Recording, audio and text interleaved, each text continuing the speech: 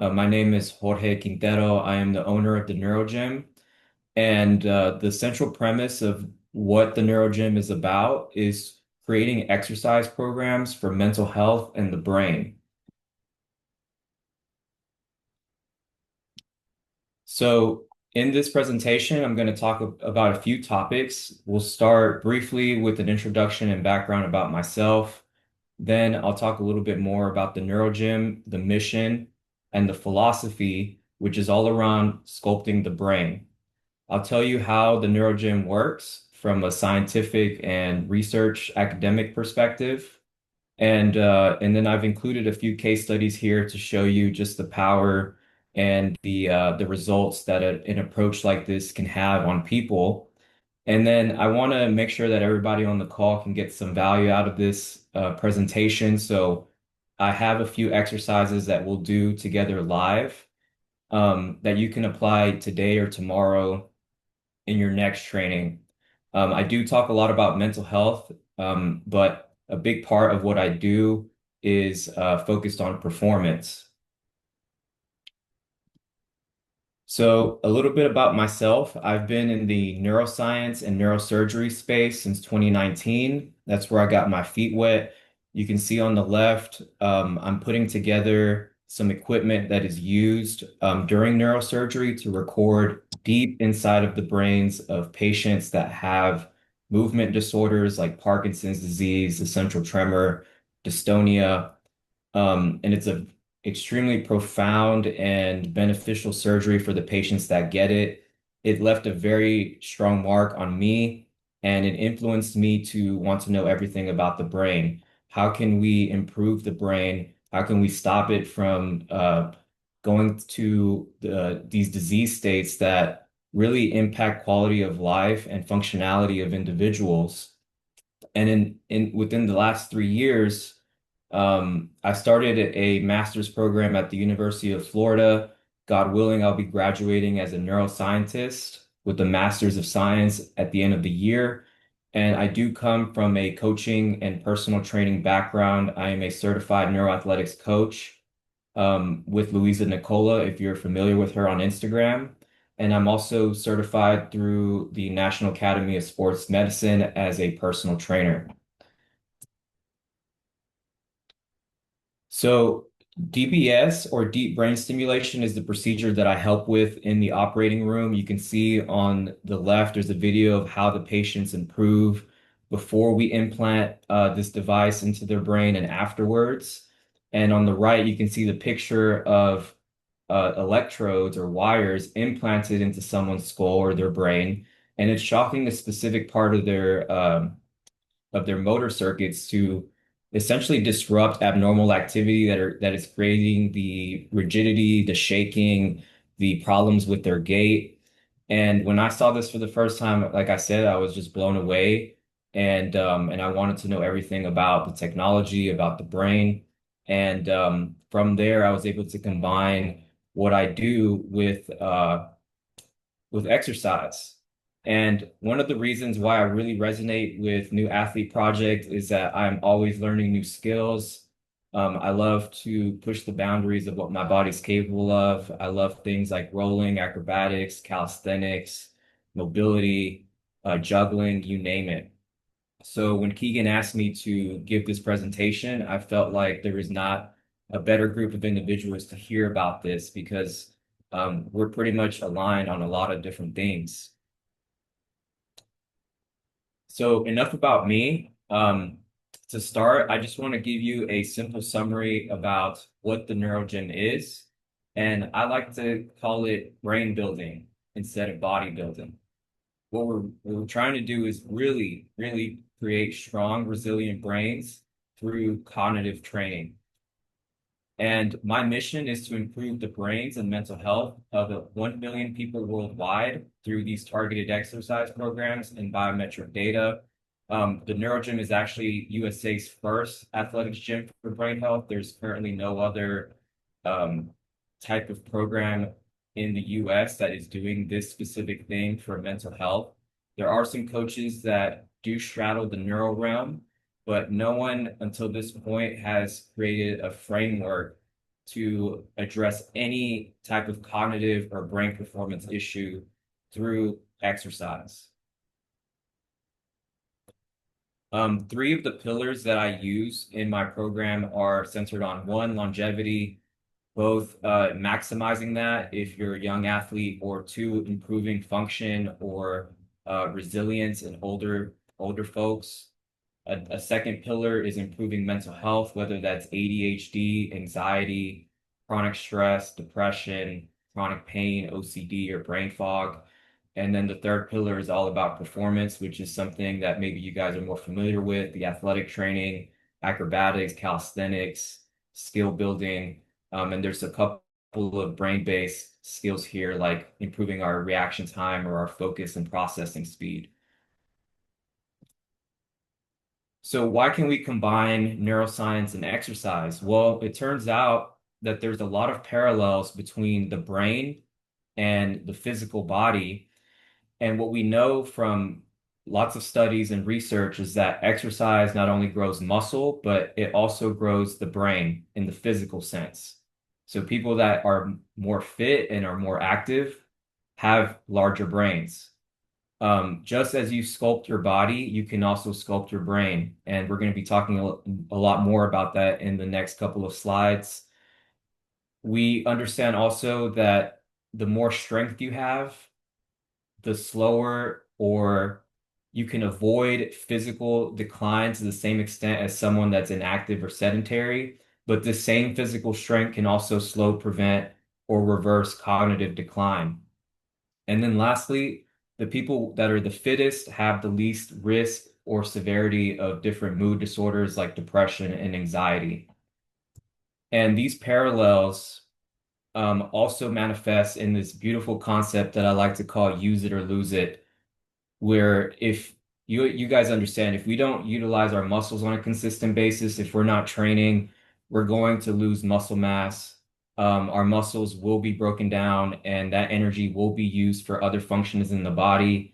And a big reason why that is because muscle takes up a lot of energy to maintain and to repair. And the same thing is true of the brain. The brain is such an energy hungry organ that if we are not using it, it will shrink just like our muscles shrink. And so it's so beautiful in the sense that there's all these parallels that as I started putting them together, I started asking, well, why can't we combine the two, or why can't we address both questions of brain health and physical health through exercise?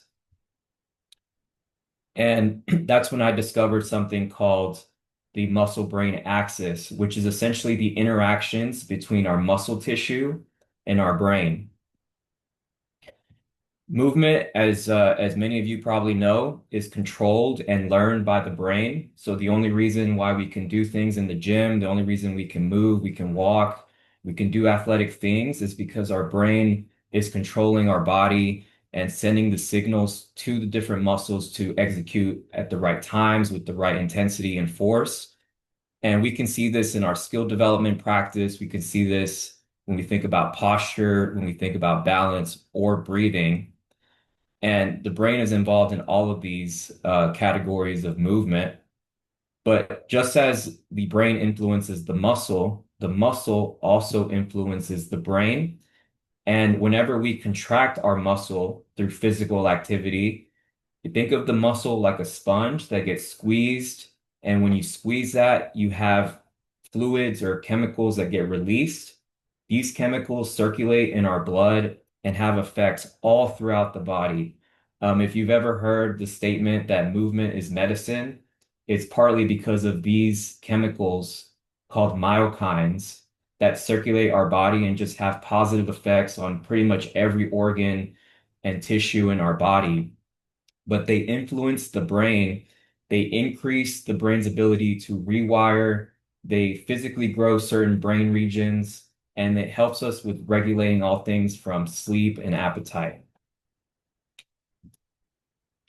As a summary, we just need to understand that the connections between muscle and brain promotes brain health. So the more we use our muscles, the more we promote brain health. When we move, the chemicals that are released from the muscle actually nourish the body or the nourishes the brain and increases blood flow to the brain.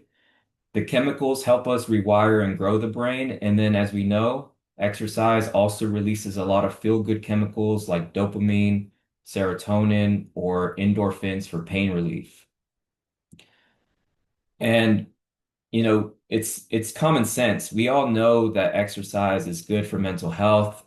If you didn't know, there's plenty of studies that look at hundreds of thousands of individuals, if not over a million, and they all consistently agree that physical activity is good to reduce anxiety and depression, or protect against it if you're at risk. And so that's not really a question up for debate.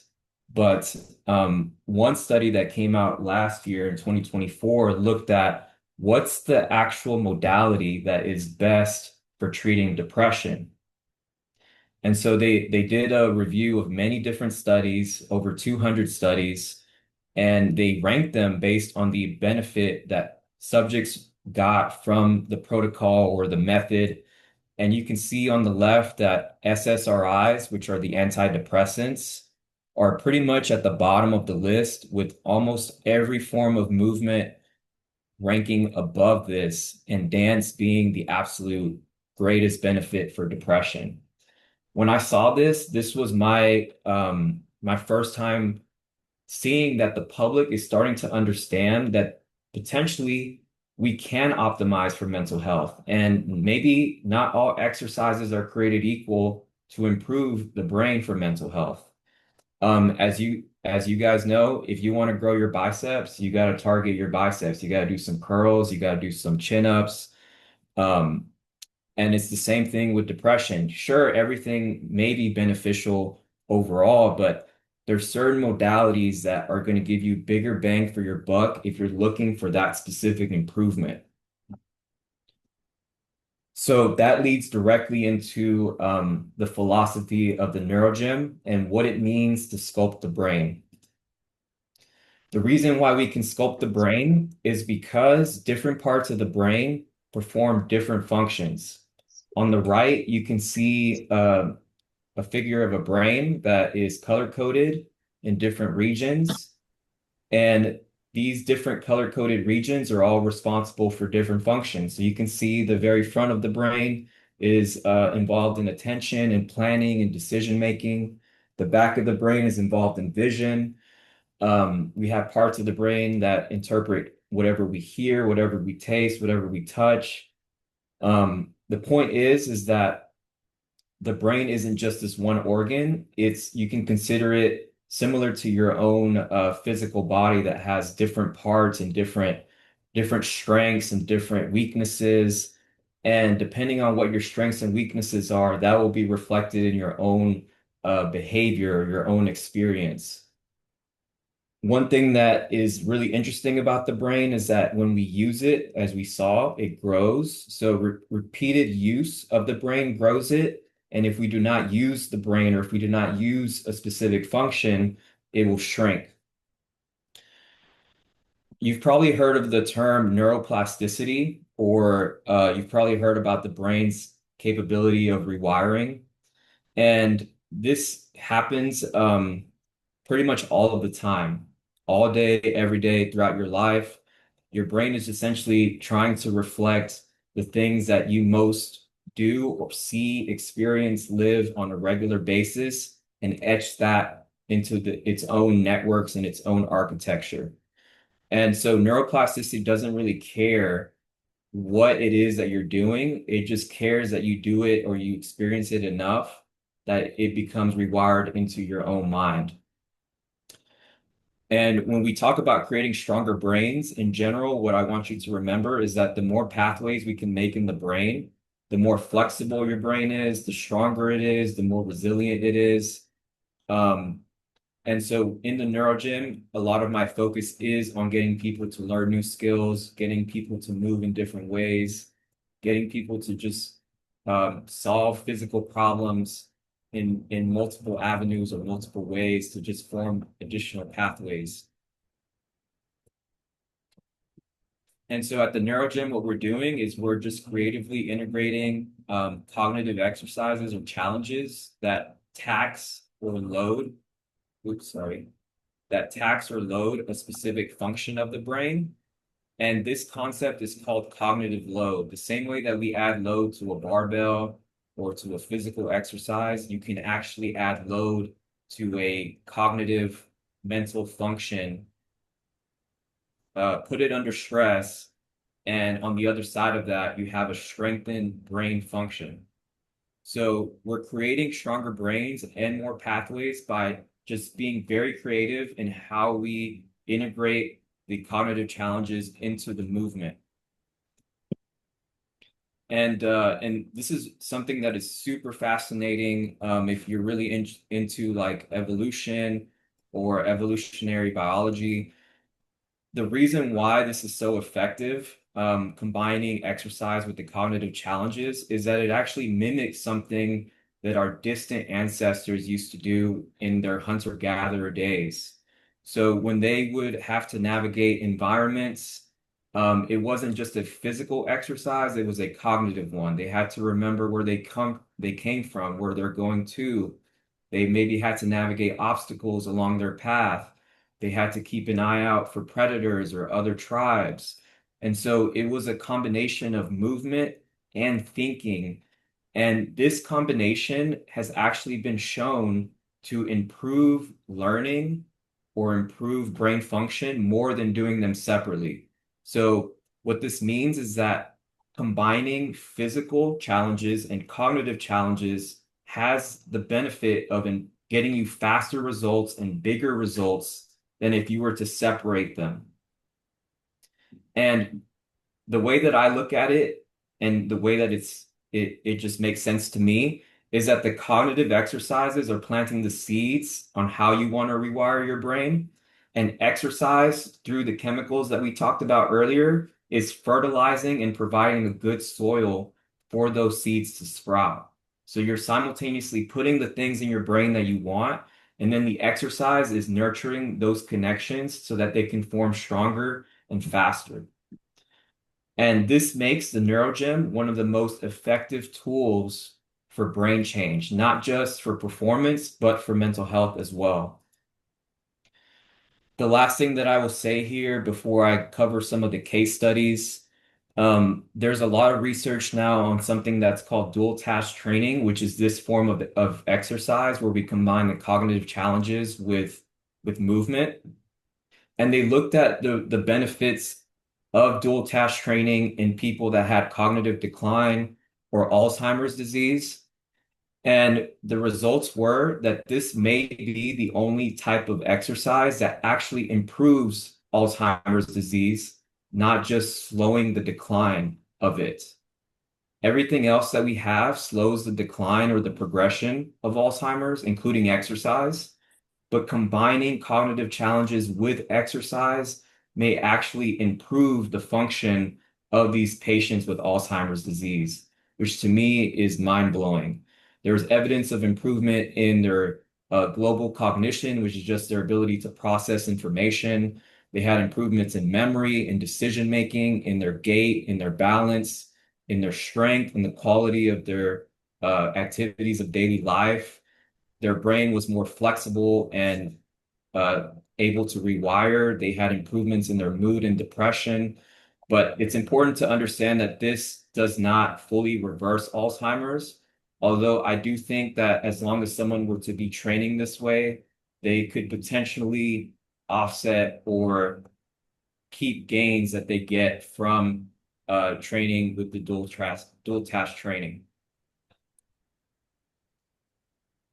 So I just want to leave you guys with the question, who do you want to be? And when I say this, I really mean who do you want to be in the sense of like, how do you want your mind to work? Do you want to have better focus? Do you want to have better short-term memory? Do you want to be able to manage stress better or be able to control your impulses? Do you feel like you see perfectly fine, but then you get very distracted and don't see things on a regular basis? You can improve all of these things. And And so NeuroGym really opens another world of gains that does not interfere and does not compete with physical gains.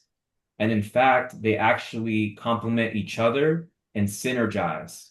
So, in other words, now that you know that you can train your brain and your body at the same time and you get better results doing it together than doing them apart, there's no reason you shouldn't be doing this.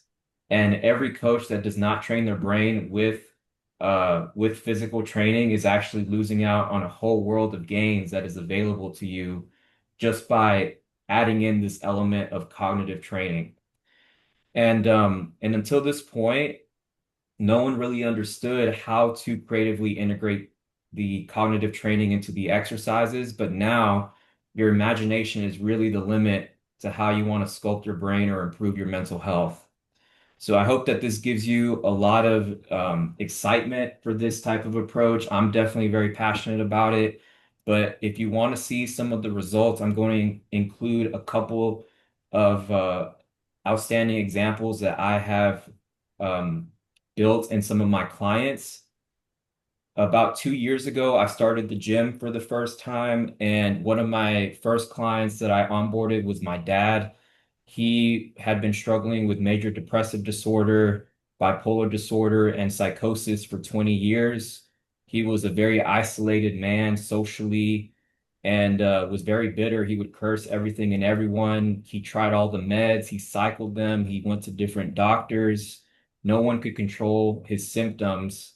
And he would have several psychotic episodes per week where he would just make things up about the neighbors, or he thought that this Chinese man was out to get him. And he would repeat this like on a weekly basis. You can see him in the picture on the left. This was at my wedding at the court. He couldn't even muster a smile for the moment. After 6 months of just training with me one time a week, because my dad is in his 60s and he hasn't really trained at all in most of his adult life, but he just trained with me one time per week doing the NeuroGym training. He is now socially reintegrated. He has no more psychotic episodes. His mental health has been stabilized. He's still taking medications, but now he's actually responding to them. He sleeps better. And it appears that the exercise was what was missing in his treatment plan to actually get him to respond.